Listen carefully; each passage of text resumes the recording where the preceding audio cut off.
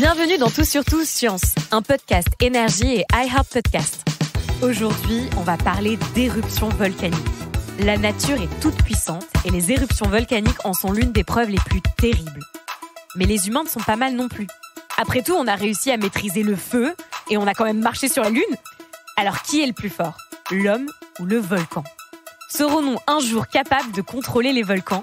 C'est la question du jour. Avant de répondre, commençons par bien cerner notre rival. Et je vais pas vous mentir, ça fait un peu peur. Déjà, les volcans tiennent leur nom d'un dieu, Vulcain. Tout de suite, ça calme. Et un volcan, c'est quoi exactement? L'histoire des volcans commence dans les profondeurs de la Terre. Là-bas, il fait très, très chaud et il peut arriver que des roches fondent un peu. Quand les roches fondent, ça forme un liquide. Et comme ce liquide est moins dense que son milieu rocheux, il remonte à la surface. Et oui, si vous plongez un caillou dans un verre d'eau, le caillou va couler au fond. La raison à ça, c'est que le caillou a une densité plus forte que l'eau. Et ces lois physiques marchent aussi dans la croûte terrestre. Donc, notre roche liquéfiée, qu'on appelle également magma, remonte tranquillement vers la surface. Pendant ce trajet, le magma peut s'arrêter dans un réservoir, la bien nommée chambre magmatique. Parfois, il y reste même plusieurs siècles. Mais, quand une fissure se produit dans la croûte terrestre, le magma va remonter par des cheminées volcaniques jusqu'à la surface de la Terre. Et il va s'y accumuler. L'accumulation progressive du magma forme un édifice qu'on appelle un volcan. Qu'y a-t-il dans ce magma? En fait, on y trouve plein d'éléments. Certains sont à l'état liquide, comme les laves. Certains sont à l'état solide, comme des bouts de roche, des scories, des cendres et des cristaux. Et enfin, d'autres sont à l'état gazeux. Une éruption volcanique se produit lorsque tous ces matériaux sont libérés à la surface de la Terre, souvent dans une explosion plus ou moins fracassante.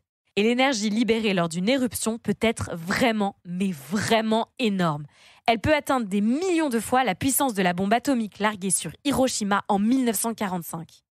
Ok, donc si je résume, les volcans sont capables de puiser une énorme quantité d'énergie du plus profond de notre planète.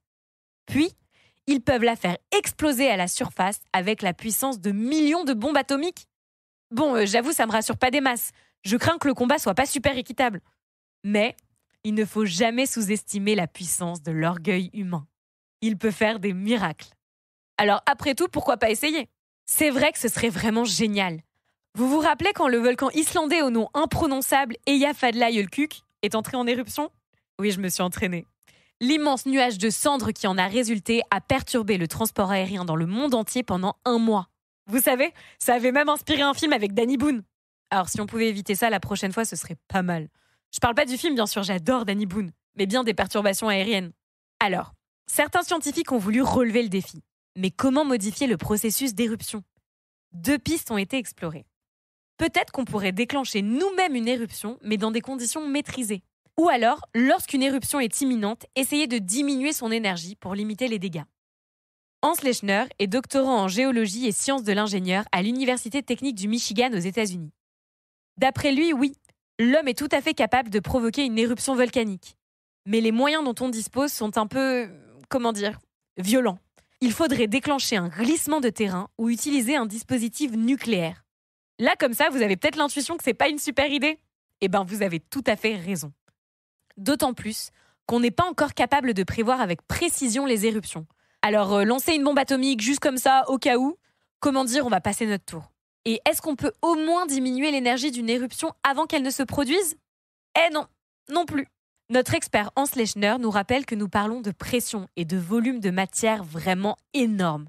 Les équipements fabriqués par des humains n'ont aucune chance de les canaliser. Il faudrait pouvoir forer le volcan sur plusieurs kilomètres avec des tuyaux massifs de centaines de mètres de diamètre pour gérer le magma sortant. Et même si on arrivait à construire ces tuyaux géants, il faudrait aussi qu'ils résistent à des températures supérieures à 2000 degrés. Et je ne vous parle même pas de la pression qui s'échappe lors d'une éruption qui dépasse notre entendement. Bref, non, les humains ne peuvent pas modifier les éruptions volcaniques. Les volcans sont trop gros et les éruptions sont trop puissantes pour nos maigres moyens humains. D'ailleurs, les chercheurs en volcanologie l'ont bien compris et leurs efforts se tournent plutôt sur l'avancement des méthodes de surveillance et de prévision. Mais nous ne sommes pas complètement démunis non plus. Janet Babb est géologue à l'Observatoire volcanique hawaïen, USGS. Elle nous a expliqué que certes, les humains ne peuvent pas arrêter ou contrôler une éruption. Mais nous pouvons dans une certaine mesure contrôler les produits issus d'une éruption volcanique. On peut par exemple détourner les coulées de lave. En 1983, l'Etna est entré en éruption. Pendant 131 jours, les coulées de lave ont détruit un téléphérique, des installations et d'innombrables restaurants et entreprises. Bien sûr, la lave se dirigeait aussi vers des zones habitées. Elle menaçait de recouvrir 3 villes. Alors des centaines de personnes courageuses ont construit sans relâche un système de barrières massives avec les moyens du bord pour la rediriger. Et ça a marché. Ils ont réussi à détourner la lave. On peut aussi refroidir les coulées de lave pour qu'elles durcissent plus vite. C'est ce qu'il s'est passé en 1973, lorsque la lave d'un volcan de l'île islandaise de Heimaey se déversait sur les villes. Les autorités ont construit des barrières pour arrêter sa progression et verser de l'eau de mer sur la lave. Cette stratégie a permis de limiter bien des dégâts. Il faut donc se rendre à l'évidence. Non, on ne peut pas contrôler les volcans. Et on ne le pourra sûrement jamais. Il faut bien accepter que la nature est trop forte et que Vulcain a gagné. Alors, quitte à trouver un dieu romain à défier, pourquoi on ne commencerait pas plutôt par Mars, le dieu de la guerre ? L'épisode du jour a été écrit par Julia Layton et traduit par Nathalie Durand-Mann. Il est interprété par Noah Hama. Tout sur Tous Science est un podcast Énergie et iHop Podcast disponible sur énergie.fr rubrique podcast, sur l'app Énergie et sur toutes les plateformes d'écoute. À très vite!